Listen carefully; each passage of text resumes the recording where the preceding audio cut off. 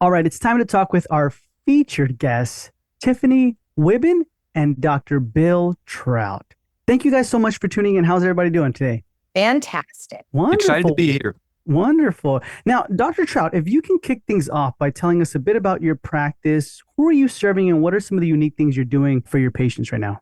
I'm in Georgia. We have 4 locations, and we have 2 locations in Savannah, one just outside of Savannah, a small bedroom community called Richmond Hill.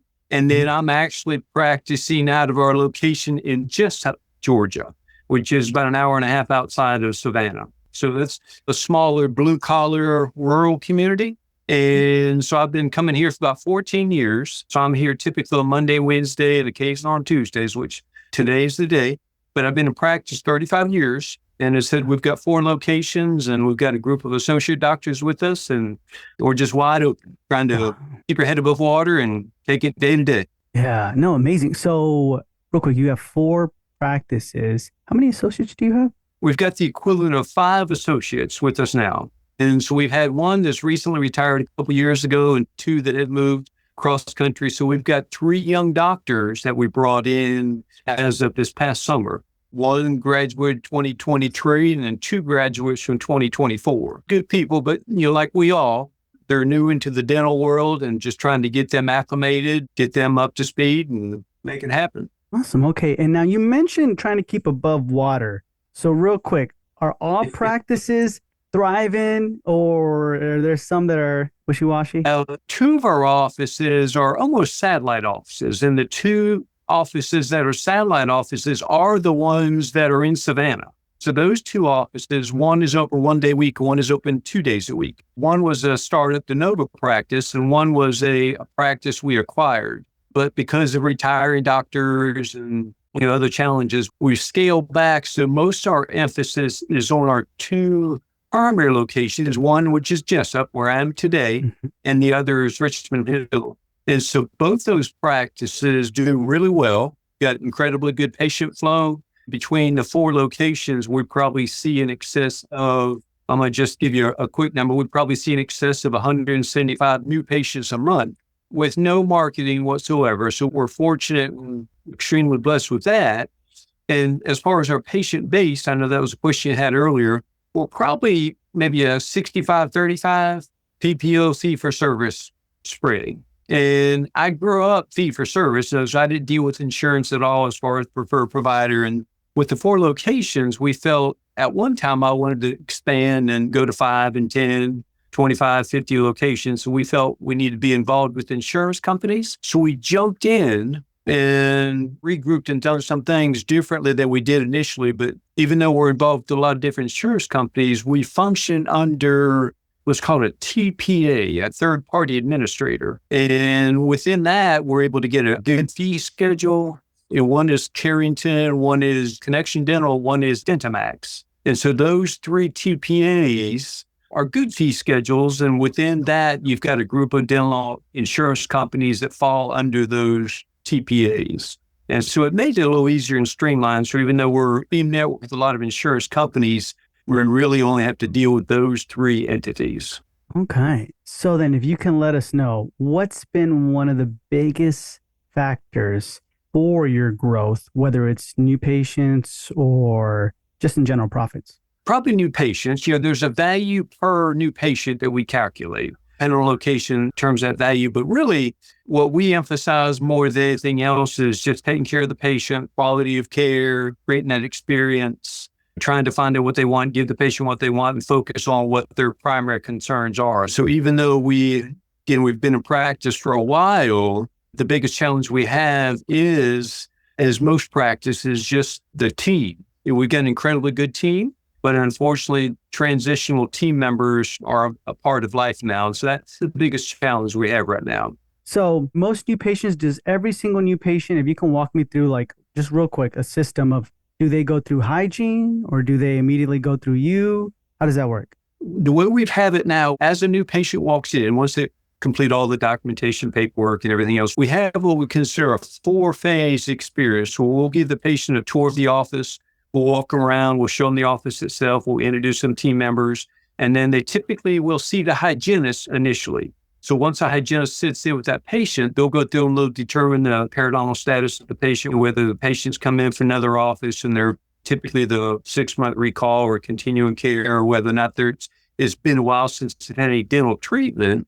There may be a necessity for a little more extensive periodontal treatment as opposed to the typical prophy. And then once that's determined, we'll go through and we'll follow the hygienist's lead. She'll bring us in. She'll introduce us to the patient, and then we'll determine what their primary concerns are and needs. And then we'll create a treatment plan based on what their primary concerns are. And then as the initial appointment is completed, we'll go through a treatment plan with CareStack, and then we'll take them up front. We'll introduce them to the front desk, and we'll allow them to go through and coordinate the next phase of treatment. It's pretty straightforward, but the patient typically goes through the hygiene first, and then they'll be introduced to the doctors, and then we'll create the treatment plan. Then we'll reschedule for whatever appropriate needs they have, whether it's restorative or periodontal.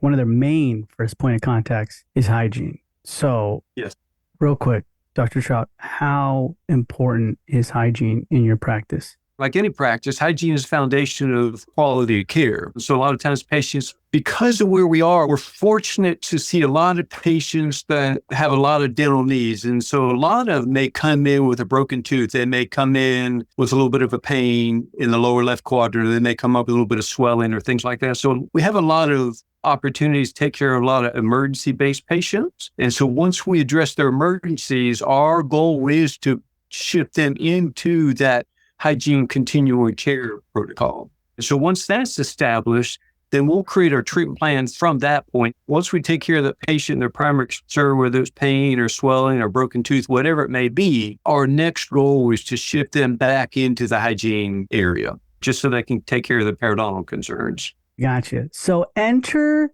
Tiffany then when it comes to hygiene. Tiffany, can you kick things off by telling us a bit about your business, who you're serving, and what are some unique things you're doing for your clients? Absolutely. So Dr. Trout's one of my favorites. I mean, he knows that. He and his wife, Brandy Trout, are just like next level owners. They get it. It's just so wonderful to be able to serve doctors like Dr. Trout and come in and really help them to elevate their practice through the power of hygiene and build those patient relationships for life and have those trusting moments and making memories with the patients, which keeps them coming back and keeps them referring other friends and family. You know, my business has been successful because doctors like Dr. Trout understand the need that we've got to make sure that we're putting some effort and training into our team. And hygiene is where it's at. The patients are awesome at coming in and seeing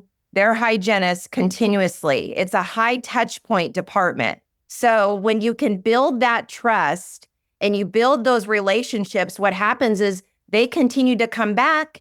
And then, of course, 75% of all diagnosed treatment comes out of hygiene. And then the hygienist gently just hands them right off and guides them into the restorative department. And it's been a wonderful process to be able to work with doctors, go in and hone in on those systems and operations, hone in on how we can really make sure we're elevating all the services that are offered in the hygiene department so that way we can get the beautiful care for our patients. And then, of course, the practice wins with the productivity, and then the provider just feels absolutely satisfied. Full circle, my business has been so rewarding on both ends to be able to work with great hygiene teams and with great doctors and see everybody's dreams coming true, for sure. Nice. So then, if you don't mind me asking, Dr. Trout, why did you decide to focus and hone in on hygiene? Where did you start seeing the dip? And then why were you thinking Tiffany? Odd story. I actually traced Tiffany as she was traveling from California to Tennessee through social media. She was actually posting different events as she was moving from California to Tennessee. And we were in the process of putting together a dental conference in February of last year. So once I saw Tiffany head in this direction, I knew we wanted to bring in a hygiene or a periodontal aspect into our conference. So I reached out to Tiffany, kind of a cold call, and I introduced myself, and we kind of went from there. But as far as us personally, with my practice, again, we've been in practice 35, 36 years, but After a while, any of the kind of business, whether it's dental, whether it's medical, whether it's retail, whatever it may be, we all tend to drift into what's most comfortable, and we all become complacent to a degree. And I recognize that's where we were. We have some great hygienists that have been with us 10, 12, 13 years, but then we also have some new hygienists that are relatively not necessarily new to the field industry, but new to us, and or some that are new graduates. And we felt somebody like Tiffany had a good broad knowledge of what it would take to get everybody on the same page. Not just the hygienists, but the doctors and the administrative team members as well, whether you deal with insurance, whether you deal with fee for service. After a while, unless we regroup, we tend to drift our own separate ways. And that's where I felt we were heading within our dental hygiene practice. And that's key, getting everybody on the same page. So when you started working with Dr. Trout, what were the initial challenges in scaling his hygiene department across multiple sites? And can you walk us through the specific strategies or systems you implemented to overcome those challenges? Absolutely. I mean, it was a real gift to get the call from Dr. Trout because as you've noticed in these moments, Dr. Trout's talking about, number one, he loves his patients and his practice and his team and values them enough to invest in their training. And for sure, that's going to be wonderful. So he was a client that I was like, oh my gosh, we are aligned. He's bought in. He knows how important hygiene is. That's number one. And number two, he and his wife, Brandy, are systems and operations people. I'm a system and operations nerd. Coming from practice management, and then going into hygiene, it's always been about let's be functional, let's be efficient, let's have better time management, and all of these things. And so that made it easy to come in. And when I met the team was really amazing and welcoming. And I didn't get any real pushback. Now, there was, as far as if you ask about a challenge, I think the only challenge I had was that some of the team members didn't have this type of elevated training before where it was very hands-on. And so I think some of the team members were like, what is this going to be like? And I think the fact that I am a dental hygienist and I've been through the trenches with my hygiene teams and my doctors that I've worked with through the years, as soon as we worked shoulder to shoulder together, they understood and were like, okay, this is how it's going to be. And she's supporting me.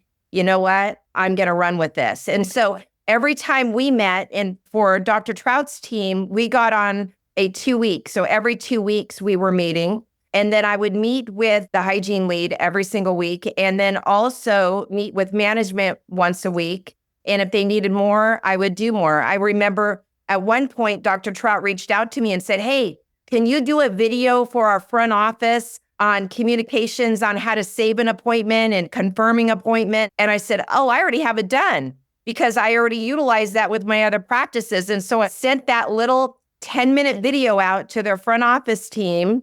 And then we went ahead and emailed each other, talked to each other on the phone. And then when I showed up live, we talked about it. So it was a full team of all of us growing together, right? All of the team members with their different roles growing together. So once we got started, it was really good, really, really good and very positive. And what I like about the Trouts is that with them being so focused on systems and operations, they had the practice management tools in place that I loved. I was like, okay, I want our hygiene team to know their metrics because now more than ever, we have to be really focused on the business analytics. It can't be just, oh, we're going to take care of this patient and we'll look at our numbers at the end of the month, or we'll look at how much perio we're doing at the end of the month. With what's happening right now with our, economy, all practices are just having to work a little harder to really meet our goals. We have to know our metrics. And so they had the practice management systems involved that would house all that. They have CareStack, and with CareStack, we were able to do customizable hygiene scorecards, which I thought was great because I was able to go in and manipulate what I wanted that scorecard to say. And then we trained the team on how to gather their own analytics. And so when I met with them every month, each hygienist knew her productivity. She knew how much perio she was doing, how much fluoride she was offering and getting accepted, all of those things. And I think that really helped to drive production. And, we did get the results. Gosh, Dr. Trout, I think in one of the practices, we were up like 30% in production. I think it was 34% in one practice. Another one was 26, if I'm remembering right, as far as that goes. I think it was at like the 6th month we saw that. And then I got to announce it at the conference that you were the host of right on stage. And I was like, I have to say this. These are great numbers. So the numbers equate to care. The hygienist being bought in with gathering their analytics, it was, guys, we need to know the care we're delivering for our patients. And so thankfully, we were able to develop those custom scorecards, and the team gathered their information, and then we just continued to grow with that information, because you're only as good as the tool you have. With doctors, it's their high speeds, their whole endo kit and systems. Hygiene, it's our slow speeds and our ultrasonics and our actual scalers. But beyond that, clinical, all these tools, there's a need for having systems and operations with a good practice management tool too, because then that lets us know how we're doing. It's a good measure. So Yeah. Dr. Trout, Tiffany mentioned that she spoke with the management team and the lead hygienist. So do you, with your multiple practices, is there like a specific one? There's a lead hygienist who like oversees the other hygienists in other practices, or is there like a main office manager or a team lead? Is that how it works or no?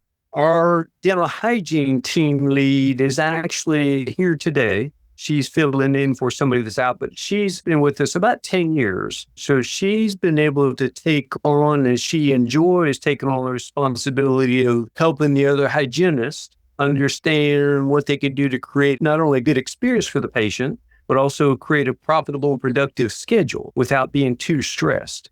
She is the one who Tiffany met with often. Right now we're in transition to where we don't have a specific team lead per location. And so that when Tiffany mentioned the word management, it's actually my beautiful wife, Brandy. She loves to consider herself as my boss as well. And so Tiffany and Blake probably met with Brandy often, and that was probably on a weekly basis. And because Brandy and Blake were the ones that not only understood the matrix, but also they implemented any kind of changes that were necessary in order to provide the quality and or hit the matrix that we're all striving for. The way we're set up, we're in transition for now, but we have a hygiene team lead. We also have a dental assistant team lead. Those individuals work with all the other people within their department to try to keep everybody on the same page. It is a challenge. I'll go from office to office, but my primary role is to provide quality care. But again, I do work with the hygienists, I do work with the assistants, I do work with all the administrative people as well. So we have our weekly, our monthly, or quarterly meetings to where we will sit down with people from different departments. This past Friday, we met with all the dental assistants and our hygienists, again, just trying to get them acclimated, back on track, up to speed, make sure our systems are being implemented each and every day so that we can provide the best experience for the patient. I like that. So then for practices struggling to develop a strong hygiene department, I know we mentioned about data and metrics. So what critical metrics or KPIs, and if we can be as specific as possible, should they focus on to ensure their hygiene department is not just functioning, but actively driving growth? And Tiffany, can you share examples of how you monitored and adjusted these in Dr. Trout's practice? Absolutely. So the metrics that we track, most practices say production, right? That's number one. We track the production for each hygienist and them as a group. We will track fluoride therapy, laser therapy, if they are a state that can provide laser therapy, which now in Georgia, as June of 24, I just had a conversation with Dr. Trout yesterday and said, okay, we can do lasers there. So that'll be one that we'll be tracking. Arrestin or antibiotic therapy, because that's an adjunct therapy that helps us provide elevator care. Perio percentage, perio acceptance rate, our hygiene reappointment rate, that's huge because we really want to make sure that we're at 97% plus as far as hygiene reappointment. So that way we keep our chairs full, because that's a big goal. And the scorecard that we built custom with CareStack, but I know there's other analytics companies where you can do this. We're able to track that every single month. I actually have a practice in California where we bought a laser and there's 3 hygienists. And I said, I know what's going to happen. They're going to start fighting over this laser. And so doctor bought the laser and the girl said, well, why can't we each have one in each of our rooms? I said, not yet. You show doctor that you're going to use the one. And as soon as that one's paid off, then we'll talk to doctor about buying another one. And so we track the laser production so that way the doctor can also see that piece of equipment that he invested in, that the team is using it and it's paid off and how much longer it's going to be paid off. So it's not just the care, like saying, okay, look how much care we're providing with this laser, but also that the equipment is paid off, because that's another concern for our doctors that are new in practice or been in practice a long time is they want to make sure they're getting the ROI on their equipment and their tools, right? Those are some of the analytics that we track. And open time in the hygiene schedule, how much open time, that's another one. Okay, nice. Interesting. So then from this, you mentioned scorecard. What specifically is a scorecard and what should we be looking to implement in it? It's amazing. So through CareStack specifically, because it's Dr. Trout that's here at his 4 practices. So with CareStack's scorecard, when I first came in, the customer service of CareStack helped me build what I needed because I didn't know CareStack's program well enough to do it on my own. And so I jumped on with a girl named Lily and I said, here's all of the metrics that I need. Every single month, I need to have this scorecard already as a template given to each hygienist that she will load through the system every single month. So that way, when we have our monthly meetings, I can say, where are you at? What are we doing? And even though I knew all the numbers, I would ask each hygienist to share because I wanted to make sure that she was being empowered to track her own analytics as an owner of her own operatory. With my company, that's what we want to do. We want to make sure that hygienists are given that empowerment and that beautiful push to say, you can have your own growth mindset here. You can have that owner mindset and look what happens. It's so nice to be able to practice with that autonomy under the doctor's supervision, of course, but like you're a business owner within the business. And so with that scorecard being pre-set up, then they just loaded it every single month through the system. And then it made our meetings very seamless, very easy. And it made it nice for them once we had it set up perfect like that. Okay, I like that. So then, if we could transition a little bit to tools, Dr. Trout, I believe from what I'm understanding is CareStack has been an essential part of driving part of the success or the success of your practice. So can you share some specific features like scorecards, but maybe like recalls, reactivation, daily huddles, how that's supported your hygiene-driven approach? I love CareStack. We were on another server-based software for 25 years, and I loved it, but I didn't realize what we were missing. And so we did a conversion to CareStack in January of 2022. And the benefit of CareStack over the previous software we were on, not that any fault with particular software, was it was a server-based software, and with multiple locations, that was the struggle to communicate between office to office. And whereas with CareStack, it's a cloud-based software, so it gives us instant access to each location at the click of a button. And so that's probably the feature that I love most, not necessarily about CareStack, but about cloud-based software. That was a huge bonus for me. But now with CareStack itself, I love everything about it now. And I'll be the first to admit, I'm a tooth mechanic. I'm a systems person. I'm a business builder. Yeah, I love quality care, but I'm not an IT guy. So when I first converted from the software we're on to CareStack, it was a mental beatdown for me. It took me a good 3, 4, 5 months to get used to CareStack and get to where I really felt good with it. And not that it was CareStack, it was just me. I was set and I was comfortable with the previous software, but converting, it was a struggle initially, but I would never go back. What CareStack has to offer other than the cloud base, they have what's called a dashboard. And as Tiffany alluded to, the dashboard can be customized based on your preferences. So across the top of the dashboard, we can look at daily production. We can look at performance for the week. We can look at our months, how it's planned out. We can have a morning huddle. We can have a work list. We can have production goals. And so within that dashboard, it gives us so much opportunity to create the tight metrics that we want to pursue as opposed to the generic metrics that are offered by a lot of software. If I had to pick one thing, that's probably my best thing about CareStack that I like. It allows us to look at metrics as detailed or as minimal as you want, and you still have a good grasp of the practice.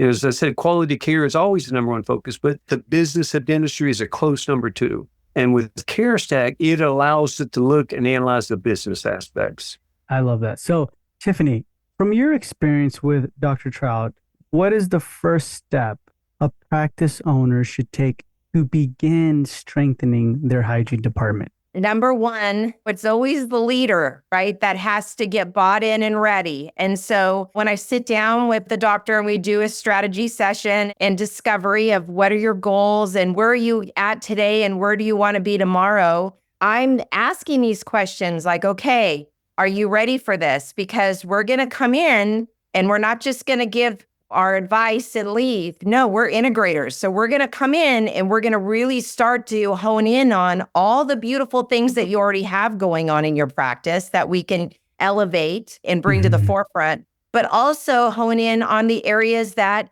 we're not doing so good and that we can do better for our patients and our practice. And when I get the doctor and they say, yes, I'm bought in, let's go.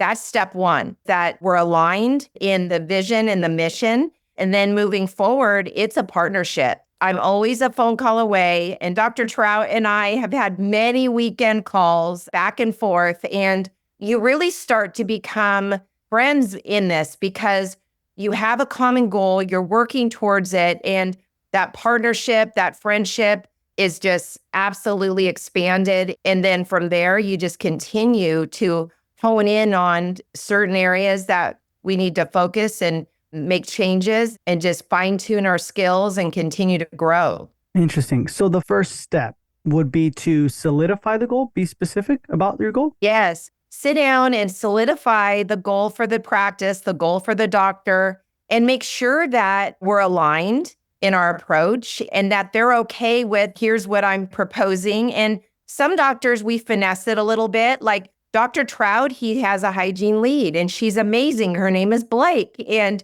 I give her shout outs all the time. So we did something different where I leaned heavy on Blake. And then Blake would call me and say, I need this, I need that. And I say, okay, let's go. And so I continued to meet with the hygiene team every other week, but Blake and I worked very close together. And with Dr. Trout's 4 practices, we just did a little different, right? Mm-hmm. So where I have some practices where it's just one doctor who owns that one practice. And so I work very close with the whole hygiene team and maybe the manager. So every practice's dynamic is different. And during that first call, I'm kind of figuring out what's the dynamic of the practice, how are the needs of the practice going to be best met based upon the dynamic of the practice, and how can we really make sure that we're nurturing this practice in a big way so we get results quick. Because that's what I always want. It's okay, yes, Rome wasn't built in a day. However,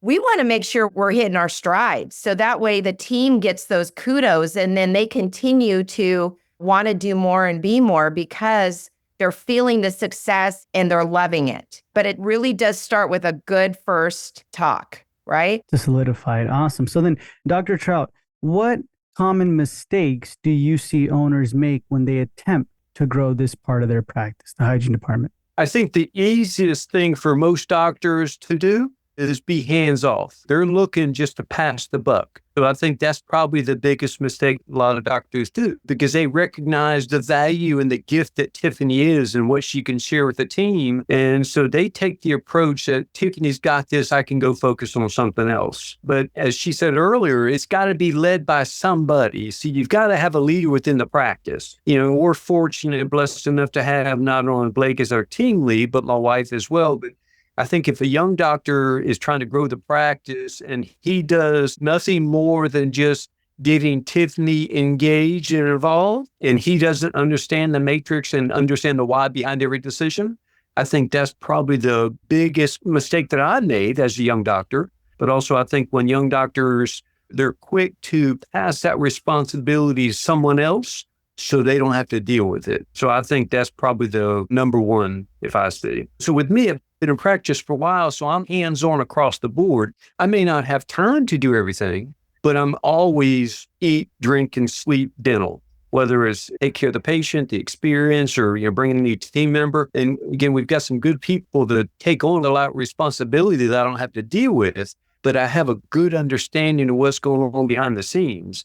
And if I didn't, and if we left it up to someone else, it may not go in the direction that we want it to go. Even though Tiffany is as good and gifted as she is, her and I did communicate often early on, and we were both recognized we were on the same page and we were going to take it down where we both wanted to be. Unfortunately, I think young doctors are so overwhelmed with us financially. They're just trying to learn the quality of care, the clinical aspect of it, the business aspect of it. I think they're just too quick to walk away and let somebody else build their practice. That's so true. And you know what's interesting is because it's so nice to have a doctor that's on board, not just hire me to come in and do training, but say, I want to be part of the change because this is my practice and I need to be part of that process. And when the doctor knows exactly what system that we just put in, right? And they are also trained on that, then what happens is the hygiene team is sitting back saying, oh my gosh, my doctor is doing the handoff with me. For example, my doctor is bought in and knows what Tiffany just presented as far as the handoff. He's doing it with me. And look what's happening. We're getting better success with the patients as far as accepting care and also better time management because doctor is practicing this new thing with me. So that's just one example, but it is nice. And Dr. Trout has always been, okay, how can I support you? Because he knows what I'm trying to do. And so he's like, how can I support you? And I said, listen, we just did a training on A, B, and C. Can you please make sure you're hitting it home in the practice? And he's like, absolutely. And so that's why we crush it because, again, it's a partnership. I have another practice where the owner doctor is doing a pathway to partnership with the associate. And so the owner doctor said, you know what? I want to be hands-off. I want you to really have that associate dentist get into that leadership role. I want you to guide her into that leadership role. And so we've done a little different dynamic, right? Where the owner doctor, I touch base with him with everything, but she's doing the hygiene meetings every month. He's not. I'm giving her the meeting agendas every month to present to her team. When I reach out to her, I say, here's the changes that we've made. What are you seeing? What else do I need to have a touch point with the hygiene team? What else do I need to cover with them? Are they doing this and this and this? And so she and I are working very closely together. So the hygiene department is growing, but she's growing as a leader. So there's a lot of leadership growth within the hygiene team, but also our doctors. And I think that's one of the biggest wins for me is when I can come in and help a practice and I see the hygienist grow in leadership. But when I see a doctor owner or doctor associate grow as a leader, then I know 5 and 10 years from now that they're going to do wonderful because they have that leadership level. Wonderful. I like that. Dr. Trout, how do you know the line between micromanaging and, letting it go? And at the same time, how did you make the staff or your team feel comfortable with Tiffany coming in as a consultant? Sometimes when a consultant comes in, maybe the office manager feels like a little threatened, right? Or maybe they may feel like, I've been doing everything I can. What are they going to do? They don't know the unknown. What things did you do?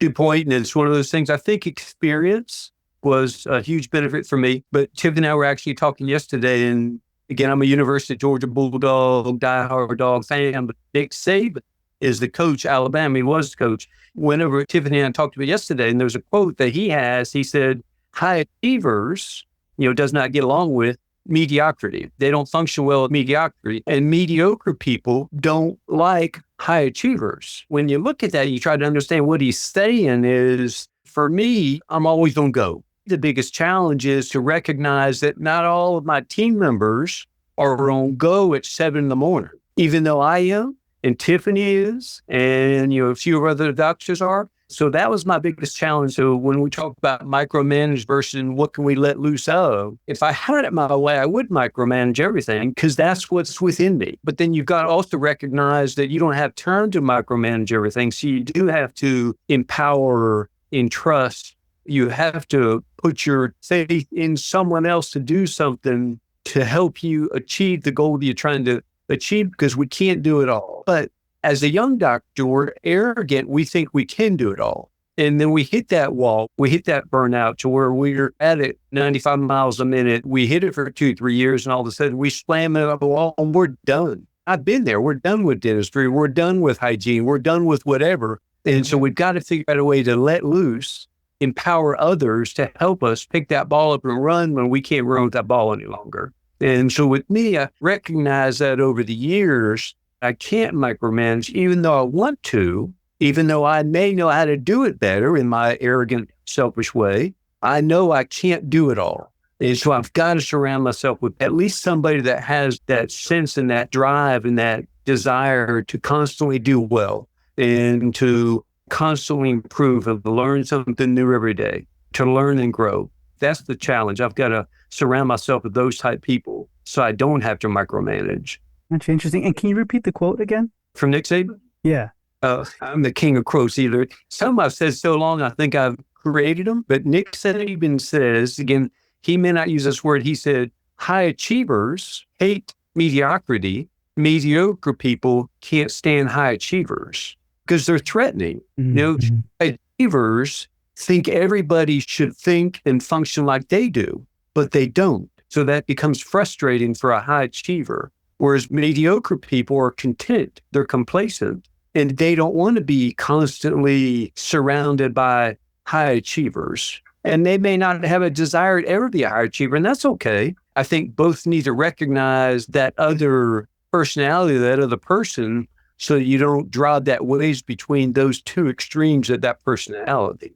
I love that a lot. Now, one of the last questions I wanted to ask you, Dr. Trout, is so beyond like escalating the revenue, right? Production, collections, what are the hidden benefits of a well-structured hygiene department? Did it impact your staff morale in a positive way? Patient retention, did that escalate?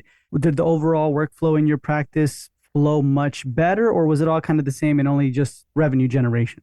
I think by having a well-established hygiene department, program, schedule, having your phrase it, I think that creates that ongoing experience that patients are in search of. Because once we do whatever dental needs to be done, whether it's extract a tooth or do the crown, do the bridge, that patient is always in need of additional care. And typically it's hygiene, prophy, periodontal related. And so I think that creates that experience to where the patient can become a patient for life. And they may not need another crown. They may not need another extraction. They may not need another restoration for 5, 10, 30 years, but they're always going to come back to the hygienist.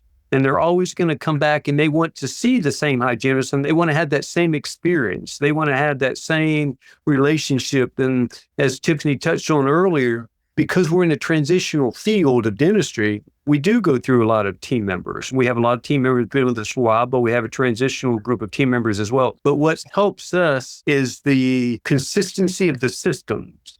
So we have systems that we created, we'll tweak and refine based on needs or challenge to overcome. But because we're a system-based practice, I think that helps the patient recognize that whoever is at the front desk, whoever the hygienist may be, we're going to take care of that patient. The patient can always count on receiving the same experience, the same quality of care, the same feel, the same music. They know that they're going back to some place that they feel comfortable with and content and happy to refer friends and family our way. So I think it's just the systems base that our team buys into. And I always say, you may work at McDonald's, you may be the best French fry fryer at McDonald's, but you can't go to Burger King and fry French fries the same way. Each McDonald's has their own system, saying in Burger King and Arby's and whatever the fast food it may be. But I think because we have our systems in place and that begins with the hygiene department, I think that creates that never-ending experience that the patient is in search of. I liked it a lot. Yeah. It's funny you mentioned that. Me and my wife, once in a while, we have like a little cheat meal, right? And we go to In-N-Out. That's like a fast food place here in California. I think it's in other places now too. And we're like, why is it so good? Because it's consistent. It's consistent That's all right. the time. Like the same flavor. I can order the exact same thing here and over there, same thing. So you're right. The systems. Who's behind the register and who the person was that made those fries. You got that consistency and that experience that you can count on. Yeah, I love that. So, Tiffany, one of the last questions I wanted to ask you is if you could give us, our listeners, 3 actionable things that we can replicate today that you implemented in Dr. Trout's office to start seeing some sort of progress. Yes. Number one, know your metrics. Have your hygienist know their metrics because it equates to care.